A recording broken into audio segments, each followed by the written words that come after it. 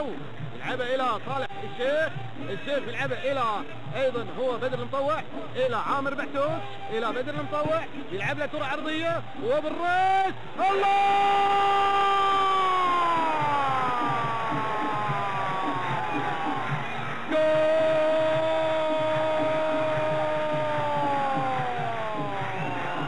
جول عجب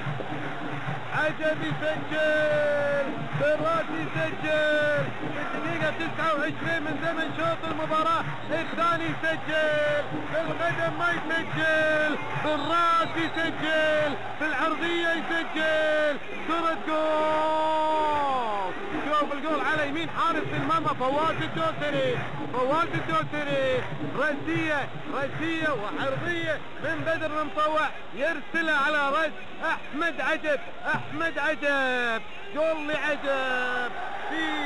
طعم الذهب في كأس السوبر، في كأس السوبر يسجل، هو عجب يسجل في وقت صعب جدا.